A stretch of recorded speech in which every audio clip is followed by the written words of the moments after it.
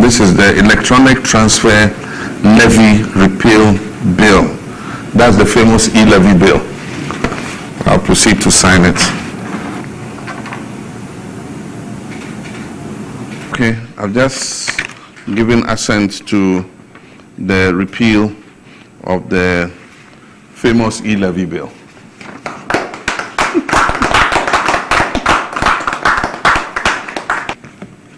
Now this is the Income Tax Amendment Bill 2025 to remove withholding tax on winnings from lottery, betting, and games of chance. This is the famous betting tax repeal bill.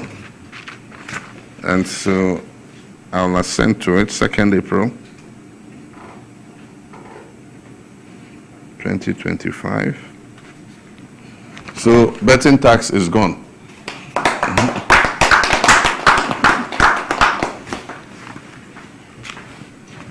Now this is the Emissions Tax Repeal Bill.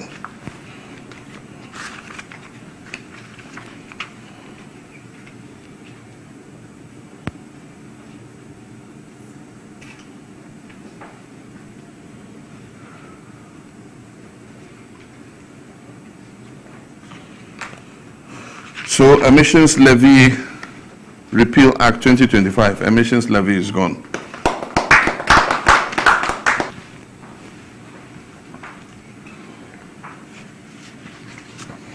This is the Earmark Funds Capping and Realignment Bill.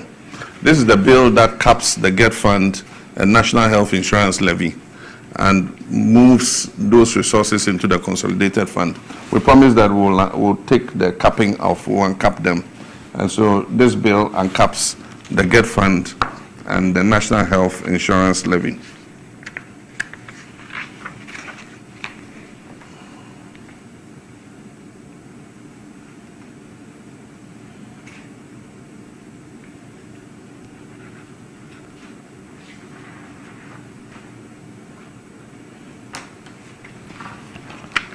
So the Earmark Funds Capping and Realignment Amendment Bill has been assented to. Oka obeyo, jame, oka obeye. John Mahama is our hope, is the home for Mother Ghana. And you know my embrace, minimum. I was now for winning baby, and ne aminoka say Ghana Aquacudru. You are President John Mahama. She shall minor. The bush hour share during campaign year for about 2024. Say Obucha electronic transaction levy no. Dudwa na abon in Samrani e-levy no. Osi obipem. That's a year withholding tax of 10% eda lottery, so especially bets, and they run away year for home. Why then was signing the assent to remove or cancel all these taxes. I was for a DMB and a more perfect John Mahama Amamu. We say we have a lot of things I work on. And Kakreya washa si awoyi echiso rano. He means business. He means business for Mother Ghana. It mumai na yembom pai infantai one the Vice President Professor Nana Jane Opoku Ajiman. In fact, first Ghanaian female Vice Chancellor. I wish for mumai yembom pai na yen sosa yempan for me no eye na omonchichiro mine for mine because John Mahama, President of Republic of Ghana, ewo eniswadi hunu sabi ewo adwempa edemo mine ene wama Ghana fo nyina aginedi sisi ameno ka say NPP for sura ehyo mumu enye suruketwa ene hu atomo so because no modwin say 11 yewra John ba obeying obetwam no modwin say free SHS ni yewra John ba obetwam ene afe kura na wahye mu kina and some of muka edigu and this aban so or brown moye campaigning na and they have bowed down their heads in shame. And no one can say who said there be say your politics and your politics. Or more who says sa sebi a bruce be nyando politicians in na enyepe. And when tia union masante for a catcher mu say adebu honum na se NPP for ntimi anya mumfa mpaibo mumfa mo support ema NDC aban because they're here to give you all that the NPP government couldn't or did not do it for you, including your markets, your interchange, your roads, your hospital, in fact, any other social interventions. I was a munyano, Monsabeka. It's mummy na yemfam paibo, na yemfa entire banwechi.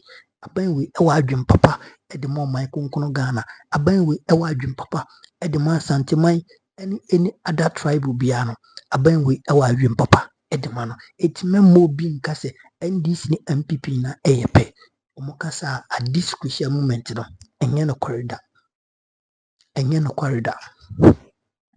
for that matter yenko na yenkotie the story arising matters arising efa sa ensem ya mebobo so elevia ye papa atwami any Reverend Intim Fojo honorable the allegations you make here are landing into huge trouble. I'm afraid now person because now we so can't find one. When you John Mahama na ban way or see any allegation is being taken serious in my government. Inti o can sem etia ban way ya. Who say obenya evidence. Who say o nyina so and say we be one way edi akoka. And this are we edo want to problem ene sana Reverend Team for draw why oni asembia oni evidence be a chese enkofo bi di ne bone abewura man mu but opese otanish the image of this government intino and o share that make it that wide allegations but here John say eye waka kire yate e be man kofo adi akiri nti wo di animu na omunye sanhwehwe mu no te na me no kase ovura no na so aye papa ainya sem ketwa yenkoti analysis bi ewo TV SYZ Power FM inside politics. In fact abra Nicholas etna dwomu yenkoti ibra yakoba bibna kaina ebeto aso ewo yem platform we yankopon koso a enka ho na ohira hanom remains your number one authentic platform Mega TV yankopon hira no enti mo original no ene na yabɔ no we ya mri bi mesi ya Dr. Mahmoud Bawumia ya reye no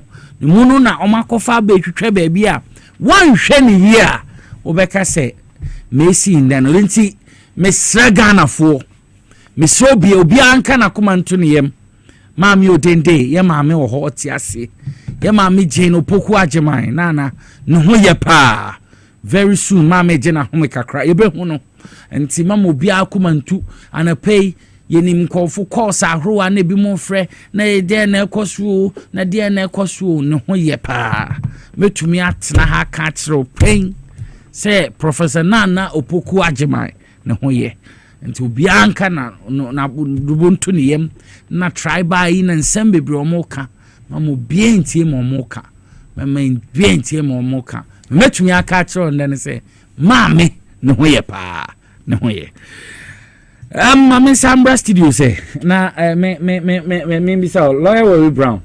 I will say social media and they say Alaji Sorogo e kan ho asem kakra. Okay, mama nko Alaji. And okay lawyer. What it be one video say no mu 20 time say that boy magana for him say. We don't need to talk much about this. Seriously speaking. Me can say if you wish evil for your brother, evil will befall you. Omo dream adwin bone. Emma vice no. Adwin bone omo dream emma no. Amana omo tu emma no. Omo anga somo eden. Ombe two. Okay. Enti me no. You see Bible crutches say yembo mpa emma edikanfo. Enti sebi. Say ye mama mpo no yare mpo a. Enka say bompa ema no nya ayaresa. Banya say the betu social media to the extent say mubaka kofa old video bi say enti mu person wu enti owu a mfa so be na mbenya enti omo amo e social media omo di sa video yi if you saw the wind you will read the whirlwind. Okay. But I can assure them, say, Her Excellency, Professor Jenana Upukwajima, she's well, as fit as a fiddle. Okay. So you're in poor, yen vidume ye betri kom, abompai amano, amane watono. Ejuma pa na nyankopon edin abason beboa His Excellency John Dramani Mahama. Our Noah set a record as the first female vice chancellor in Ghana. Was the first female vice president of the Republic of Ghana. Was the first female chairperson of the Ghana Armed Forces Council. Nyami nsa ebe wone so amobenya ahonde ejuma pa wa hye ase no odi be wi peyo. Enti me dem bompa ma no de bia on His Excellency John Dramani Mahama and any more government in we are praying for them and wish them well, and those who wish her evil back to sender. Sana me meka enti mami ni huye yo mama ko Alhaji Amadi Sorogo so yen sha say topics a egubamba so a ye bedi ehun enkomo na answer just 30 seconds. Okay. Is it say obi area a young crofobia dana? Me am dey ho. Is it say so be free more na power na change by NPP for one. Me dwen ho am I think. Just what trans na social media na say no boafo, but I want to assure them. And no more wish no and nyame wish. Ni nyame wish no and e be ho. Na so what tie them a man for Ghana for some more kafa mami papa nsema mo kafa no a obi na be ka cho so nyame nipa na nyame de ne ba so ma me serve a certain purpose no we esa purpose na nyame nyam frɛ no to mo ekoso no o mo nto nkoso no bia na me de me ba no ye mfato me ba no ne me kasa 2 o'clock da ma to twan ye ba ba sala by 4 no aye nyame dia enye obi o yare da mpaso enwo so obia obetimi yare dam paso de no obi nam ho no be weda no enti mo obia amna na omuntu ne sane ncheche omuto mo a ombetimi apie so anya sa wo mo nkasa na be consume wo onyame madam mama aye nyame nipa na he's been brought for a special purpose enti no kene ne be kan se nyame hira no na yenim se inshallah yenim anko ye kura no enche obehu mama. Okay, Alhaji ya shasia by over the weekend and Reya na EBP muse minority in parliament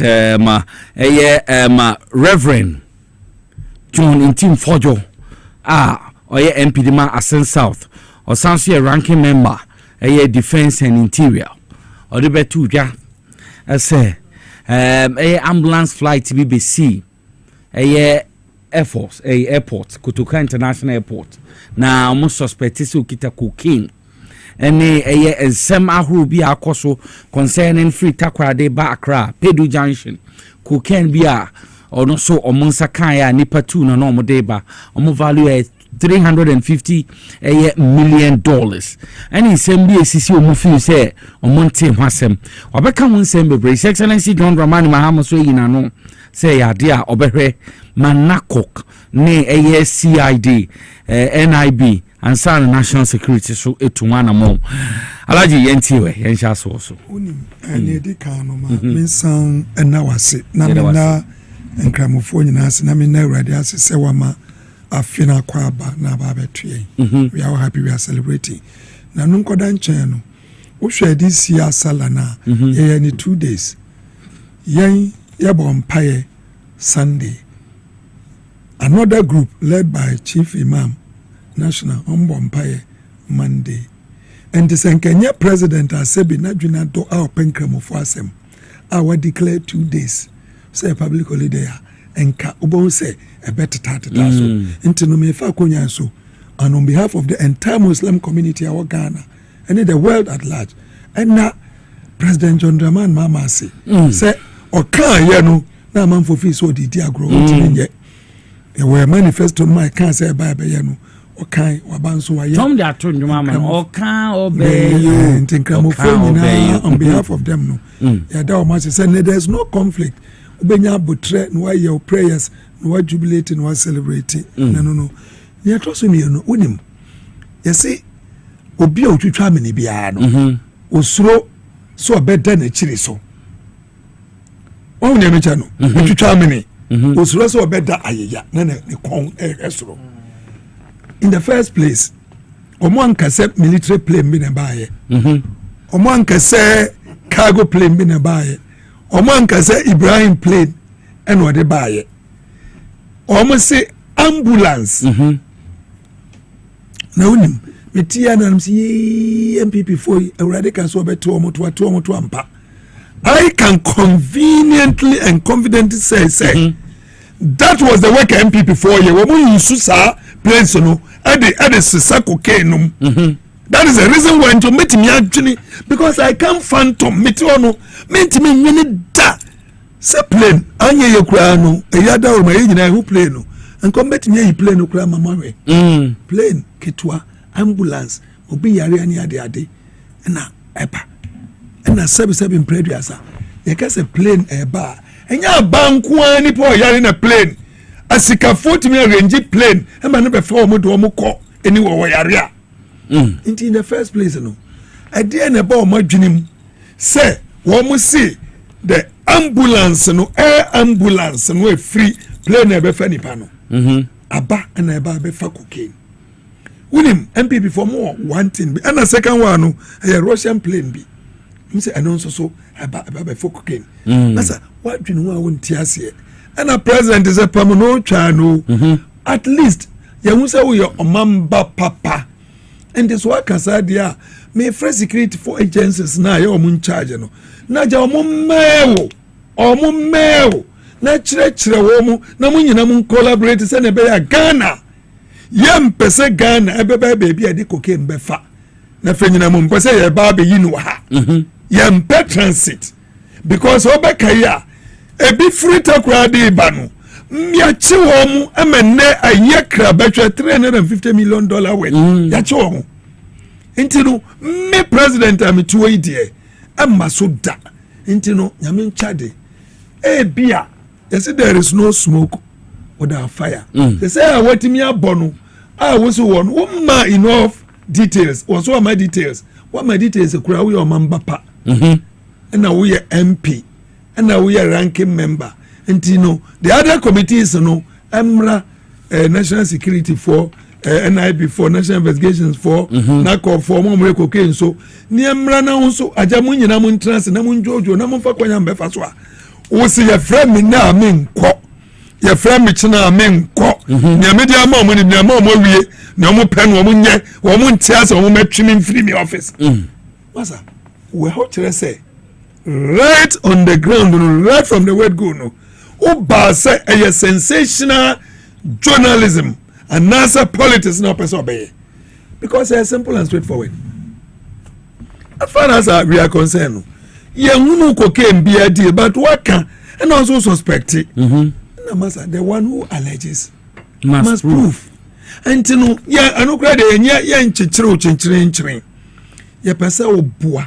se ne ba nyina together after all sade badwom na se no kura credit no bibre beba ho na meboa ena mosu ntigana fo atimi ayesei adenti na woso otimi ba out be ka say wo de why ne obeye wie enti no obi afrewa onko national security for onko na wo man kasa nko mu investigation na wo de ne waka no waka wie I mean it doesn't help I no chere say sebi enya dia wo de se wadwunu wo wadwunu so pese oboa kronu na kronu ekonanim eya dia wo fi so benya political advantage bi also antimenia media I am not proving because yanya president so sebi na dwunu mu da ho o say zero tolerance for drugs e woni kru enya ono akwafa ye di cocaine beba na cocaine yes as kukuru over 170 kilograms near the Beko share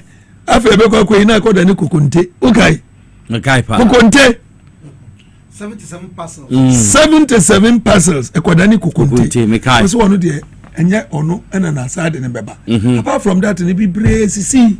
And me a coach cheap or UK and crop 4 or more government. A bush you have 4 was one the time with the enye. And even with this, still an young cum, young trim, near say, play near by yano.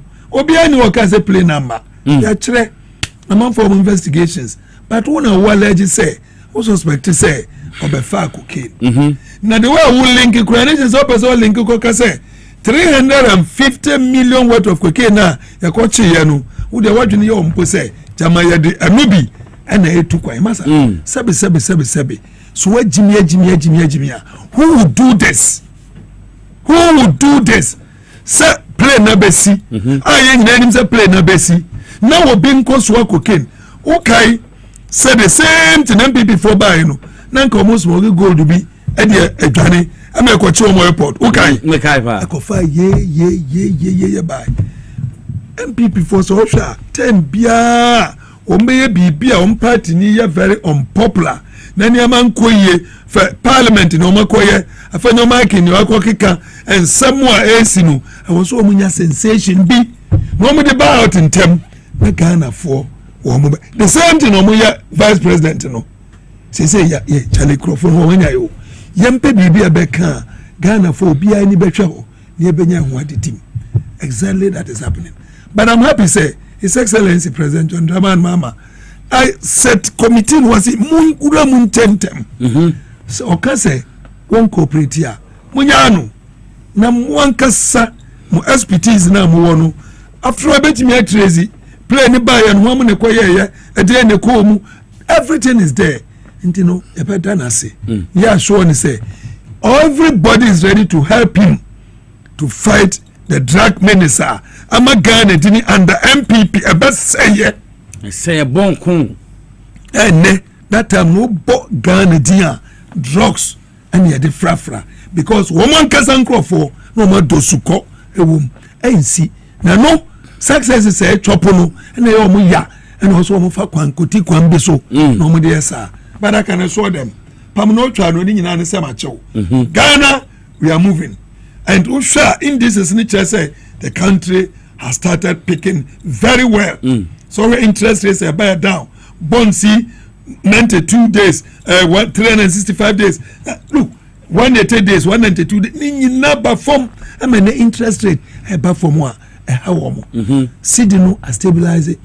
And people time every day goes through for the whole 3 months. See. Massa 15, 20, 80, 15 as stabilizer and crop 4 at me predict what will happen tomorrow so that they can plan their businesses. Those successes MPP for into also faculty quite so. Remember, so they have already said they will make the country ungovernable for John Dramani Mahama His Excellency Obakan Parliament. Say, because we will make a country ungovernable and draw a coffee some way here. But I can assure them we are above that. One minority, micro minority, very soon they will see where we place them. Yamomo kwai, yamomo long rope. Their leader. Omo fanchichiri omo. After no marking the onwa say yababeka about the missing containers. After marking no edai. No a board chairman. For where? ECG. Ahina containers na iranu. Port. Containers na one dia. ECG. In some way kikamba no, in some way na ekoso. ECG. Into the ba. Into onu afenyo marking wanya botre. Obi masa adan beka han say police for TTM police for bow ye bow na sa unya kromfo a masa udane do ke chemi ndi boni ndi boni police for no mesene nkonko hwe won madi boni yanka nuru be bia na wo so de say ora illegal dan ora wakochi obi onkochi obi a ora agada facts na fact gathering no also who say over 10,000 people and sending information into a Ghana for the information neighbor, including MPP for our more dear MPP for penning for our woman and woman at Tomoto. I would have said Enim former MP for Boise West. Was be bomo wies kana kogu no be kire. MP for penny for be so be kire. Na fe dey enough is enough. Masa, inte no pamuno twa no nyina no se macho. Yanko but me caution wo say wo taking the brew. This NDC is not even 3 months in government. Not 3 months. 7 3 months. Now masa, see I'm on 48 months. Now we nya 3 months. Now man starting soon. Now mo koya na mo buy. Mo prepare na nearby there anoshi. Mo crofo no. E be yesesi ni no. This will never deter anybody. Yenyinara we are going in. Yes. Alaji Sogo na yati na submission no. Na His Excellency John Mahama Fulfilled together with flood task force no. AP visit to some flood prone areas war in Krankrodwe mu na omakwhwe hawa drainage system ni enate. Mepese yebehwe kasamfo yini na yehu His Excellency John Mahama oni mpenimfo ahro na akabo ma omde omani akyere baby anso yire efa won Krankrodwe mu yenja akra ha de. Obedi president 8 years. Anasa Baumia, Obaya president, first president 8 years. The man also won the name. And so move. I don't could Jordan also a bit team dom the yacha so. Moment His Excellency John Mahama Abro PM and some more the two ja Moment Cotimbra. Truly at the Black Star Square. A lot of the flooding in the city is caused by human activity. We are the problem. What is happening here does not affect the factories here. The water comes from somewhere, and once it can pass and continue, it will back up and affect the communities beyond. These are streams that existed long before our grandfathers were born. They are streams that flow from the Equapin Mountains and find their way to the sea. Then we decided to come and build our capital city across the streams. So even if you build your capital city, you must allow the streams to flow through. People have built and blocked it. If you build and block a stream, the water will still come. But when it comes and it can't pass, what will it do? It will flood its banks. That's all that is happening in this city. And that's why we're asking the regional minister and the district chief executives to take a very tough stand on people whose properties are blocking waterways, because they're creating distraction for other people's properties and even loss of lives. Sometimes when it floods heavily, we lose human lives. And so it's not because we don't have a sympathy for people like that, but we must enforce the bylaws. And the point is, the assembly here, how did you sit and allow this to happen? How did the assembly allow this to happen? And that's why you have the chief executive, you have assembly members. They must be conscious of all this. These are waterways, like he said. Can you imagine the volume of water that this place alone can hold when it rains? And so if you fill it up and you'd say there should just be a drain passing through, the drain cannot contain that water. And so let's do what we have to do. We should remove all this, and it should be at the cost of the people who did it. They should take this back where they brought it from. Malam impotemo na yehu His Excellency John Mahama okupi mo ha ohwe no ne omudi nkomo kyero mu niema enye so mo ye hwe na nsensu eto ye yiri a ha dwene ono obi be ka che so oba akra na obe pedan ade a ya atwensu to a na wakohwe dan ni sensu mfa ho a cause ehu pa no mbobi a waye so obeboa no obehwe de abo na alaji sorogo kan do na na do time uhunu wo baby sensu atomozian wo hwe nsu no da okojiro don na ho se yetim akopensi ni bedane ye de ya acha atena so utua kakra na watem no na modon no $43 million. Say Abrada Pam Continua. Onu di continue mpaase no. Nti maboni tuem ye research Ghana. His Excellency John Mahama waka no obeye dodo. Nti makoso no malam okujina ya oni mpenifo no edi enkomo no nti deɛ etino no okay member also lawyer we Brown yentua yenko airport flight no nsem Nico na ambulance ejuma be na yedidie che nipa yare ana refa no yerifa koke me say NPP for emra na omo so no muta di ambulance efa cocaine me say wow obi ultimate na se e kan samu a wo tena odwi a wontimi enti ase na je sanipa no saniama na ya wa de oye now me person Mr. His Excellency John Mahama or employ Traore theory no who say Burkina Faso now soldiers form fighting terrorists and doctor NBC soldiers no they are not doing very well and I try okay come and go and stand what's the same we now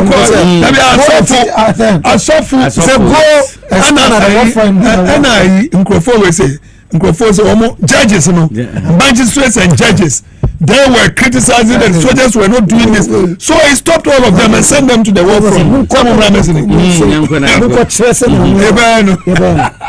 it's a photo so no plane bia cocaine plane bia yede aba me president Zangabe City committee I am the chairperson of the committee produce result one thing and produce I just say you are doing fear mongering then the law will deal with you say yes sir me sure say omo na omo tenase e plan propaganda no krebia nim say omo be yusu e di aye oman hu amambuo John Mahama amambuo hu Fêár o say emrani omudi you sir that is what I have been doing now plane ambulance plane e be land depend say cocaine na say enka abai person mu yusu am person mu dealing in cocaine they will not use ambulance plane. The president can use a presidential jet if the president is not used the president is not interested in cocaine we share a man born John Mahama person you put this timer zero tolerance for any malfeasance who compare as a paper cocaine aba no Mr. Reverend Fojo come back again now nyama here how many say yen nuanu bi a omo so mo ya asofo omo politics mu no amudi asofo die be ye politics ama politics ayefe ama Ghana din ntuma pa efra no omo in the name of politics no omo so mo ya asofo no omo ye nyama eye ma politics ye fin ama other asofo nkwa mpesa mo eden omo join nenya no bi na papa ya your friend is saying signals bureau nino Dicken boy okodina so na prechi as if obosikatu to sana oti hono sikafum sikewia kronosam eno odi you see we should be very careful about some of these people now me Mr. Fojo also Reverend Fojo if you have nothing to say better shut up say you see a person munko hwehwem wona wodi wa raise suspicion say we who say adia mu an ambulance na eba no me suspect say cocaine bisa bra na beboa DNT na suspect here asembe na wuti here die na hu ya we have this suspicion no bra na be chechire mu a wo see efrawa umba this be twi every office omo national security can go and train him omo the fi office why so wona wa alleged yes or say we NPP sound name sabi wow His Excellency the President nkrofu bi bana omo de sansem bi say e de betudwa yes suspect say no credit nim propaganda no they should hold them accountable sir people will be responsible for the comments they make. They'll be responsible for the allegations they profess. Anyway, Ebebua ama Ghana. You bet me. Say, well, there was a young man. A mere story there. happen here in Scotland. Young man there, say wolf, no shepherd. Otimiko ana say wolf. Now a chrome for no. Adjani say they want to go and help him. Omuko then he will start laughing. Oh, it's a scam. Or the second time, third time, fourth time, you know, wolf from nearby, and they started eating the sheep, the animals. Wolf, and a chrome was oh, it is the same pranker. Or by the time I realize, you know, and these are some of the things NPP people are doing, and they will be fabricating stories anyway, so that when the real situation happens, I was able to focus on that, you know. We will not focus on it. Those are some of the things they are doing here, which will not inure to the benefit of this country. And to me, no, say for John C. or no or suspect and now allergy, he should go and show ambulance, no, nienti or say ambulance, no, cocaine, as some more tea, uncrofona, no, he must come out to tell us why. And yes, we suspect that the ambulance has cocaine. Let's be clear. Let's educate the people. Air ambulance and not plain ambulance. No, you defa obia oyarea. You didn't better quite ako amanonia. And I do ba. Enti ebia obi ayarea. You didn't by University of Ghana Medical Hospital because it is one of the best in West Africa this year. Ana obi ayarea. You pese yedine yede. Eko amanoni yede obeko ako nya ayarehwe enti say besiwo some days enti me bi no ha menti asete se ma na ambulance senka ku na cocaine ba se ne efua na eko cocaine de senka besi na na eko se nyansa hoyi anyway kana Japan si wonu onim enti a okodo ni MP because they are stupid people yemi na make adabi kana ati wo ni fie nyansa kete they are stupid. His Excellency John Mahama Fulfilled no through the post actually Obeshema security agency yes as a president now one is an money there too because baby a containers we are share TV no say the committee chairman air defense and interior agaga wasn't also born a man here crab before answer yes and so one can be answer see or Reverend a press conference. I mean, what kind of now your press conference in Nsuno in Kusiaga. You see, it's like and now they're so desperate for Bibi Sam say I mean, didn't they say Pufu, you know, or yeah, nah, so. I am first April. Maybe April Fool. But no, I can't say it. But His Excellency John Mahama Fulfilled. No, what can you go there April Fool? Now, some kwasi asem omunchaso. Some kwasi asem omunchaso. Okay. Wow. Me obi ameti radio so I na me pese me didi nkofo atem but nya all can kwasi asem. Because we was playing a bet of several days. Now cocaine so yantimi infa cocaine playing me see for several days because it will be more suspicious. Enya ba ya His Excellency John Mahama so number 2. Bra never boa na yantimi and working on suspicions now. We say who see David you are not coming. Say you between few office. What sense is in this one? My young nim. Because some na and I say every little thing press conference is no they should continue. But as lawyer David Brown in Canada, Maminko Alaja Madu Surugo na yenhwe fight against illegal mining way forward. Say idea no so ekoso papa. Na His Excellency John Mahama they to just say kwen bia obeya ibitumi ediso na sagalam say illegal mining ni to etwa ehwe water bodies na dia how aniema ekọ near a hardrening fight against illegal mining. Alaji way forward. Well, fight against illegal mining. Me feel say President Akufo-Addo at the presidency at also say so Timia Obejai president in it. Yes, say why nya de anko che wasia. Untwa ho anko bano krono. So untimi better na at least baby onya no no.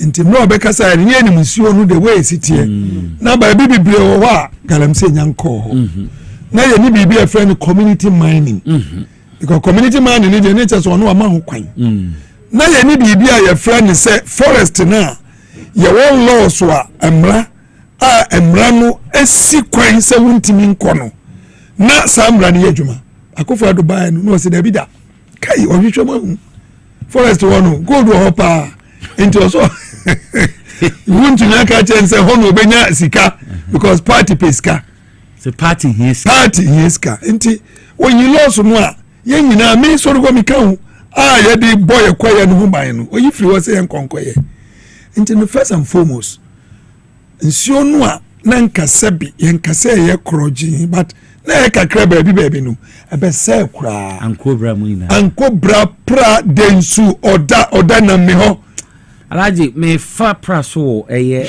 wa ubesu be poso akọ takrade na me ra ho ugina ho na hwede wonsio no galamsey kra na prade ni ne tepa kra no hu ana baby but enkachi in the next 1 year we will say start brim pra densu enakura voter blood voter achimeria de kwan no oh achimeria ko wasa area ho kwan ho na de kwan ho ade wo ko osino anyinam kwan ho nyina na galamsey no motutu akofo du krom chebi nchenwa na akofo du kura ni fie yanka njoze ni fie chikura ni da chikura ni etubi o Professor Frimpong o se ne backyard kura ni etubi o oh ana papa ya ba JD ma ba no se look me pesa me ye yenhwe ekwan be no de atoto because a fight bi a enye nipa ba ko rebetimi a fight no into the mines minister ye ni bibi a friend mines minister or minister for lands and natural resources ye nim say gold e sha asase ase hwe kwaye no forest reserves na wo kwosem edi esi ho na esi omo kwosem no kwosem no mutu omo se no bi no ebi no Intenu ye ne Rastus asar don ko no nkro nya na nko mekunu those days ehu pa intenu pamno twa no ye hwe president by there no de ato we ye wuntumi eyi na wuntumi sama boy area ho de masa akunta mining akunta o ko share forest reserve we have say ko kan se wo she wo no akofo do buy no oni asofo obi she wo kofo dua no ko ka che o so wuntumi eni onye adwuma no pepepepe no oni forest mining amma minerals commission because yen eni ye hwe ne se papa no ho akofo do so oni ho kura mun katemani na re munim se go to no to amen so nya bia na oh enti pam no twa no amra ndc buy no I was say first you better tackle no emram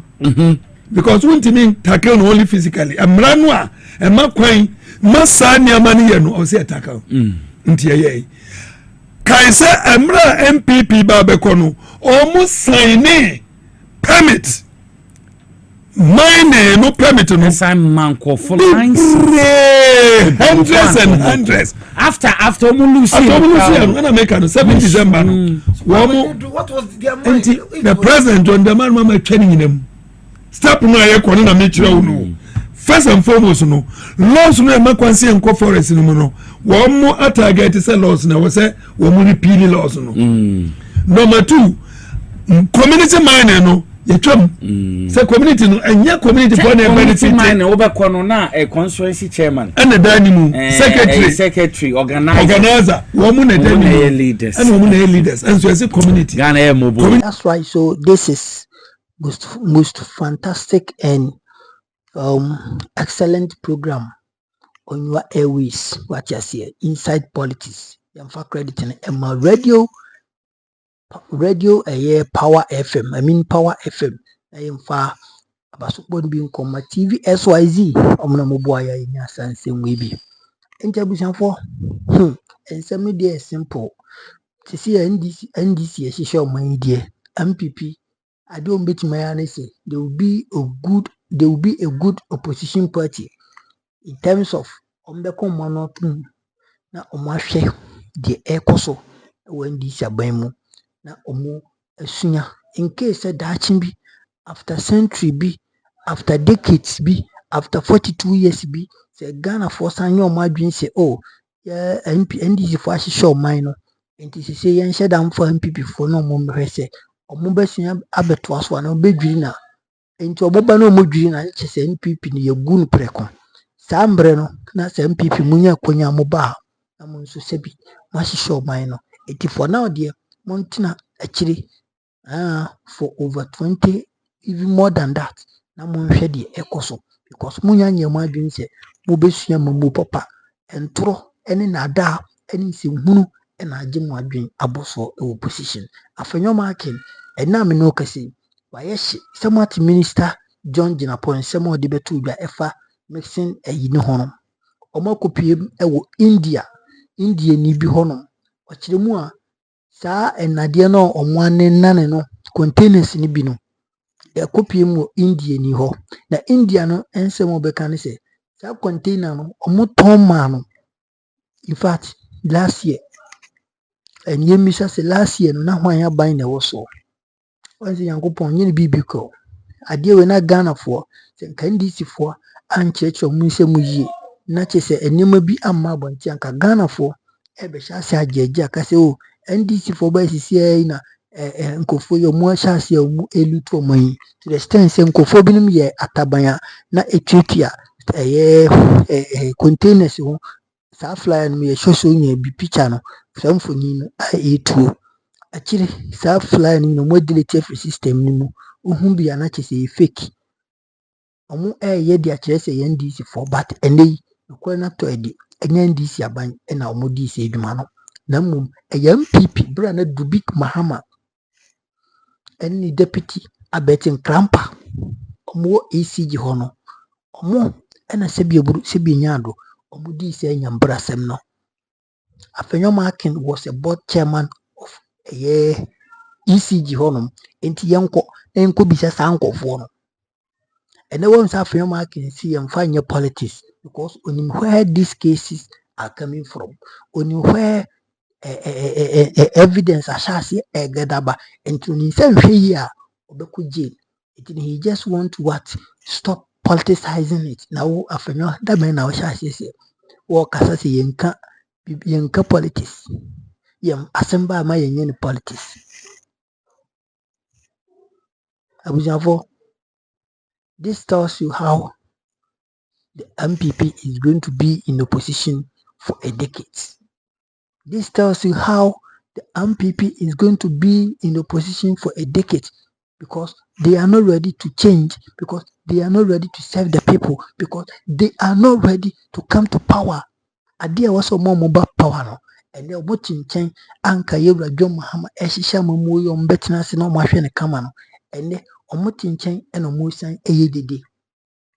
They are not ready to learn. Obi onye na adwen so besua de bia no on graduate anase onko nanim always otinanamu. MPP for will always be in opposition. Whilst NDC is busy busy developing the country. Enti yede yankasa bebre tede de bia yen no yebesraw fa comment tum oman no hodunti ya mega de bia no betena no ye kasa anye kasa na yepe emom yepe so oman Ghana ejina ne nan so na oman no so etimi eye krabehwe na sade yetu kwan ko US, Germany, China, Russia, Canada and the other big countries Ghana so eye one of them because yenso ye nipa yenso moja na ejina yemu yenso mpanfo no mudi yenim yenso politics na ye democracy ni bi nti why can't we do that and nti de bi etia na ma yenso ye den ye kasa anya hwintia fa comment tum like you know the mama adaroma share na subscribe for the latest updates so unya subscribe ye me ma me che ba form ehwemfi United States of America ma nyankopɔ hyiraw ma me ro ye bi ehwemfi UK in fact ma me ro ye bi piem wa Ghana and adwuma obon wɔ ne platform so nya adwuma ketwa in fact so opesinya hwe pa ebema wa ko aba form ebema wa ye wasepe ho a ko Royal B TV Royal B production Royal B TV o YouTube hanam na enko subscribe na ye ma me no gintim promote business na na sen platform no enko ni abusina for makra bye bye.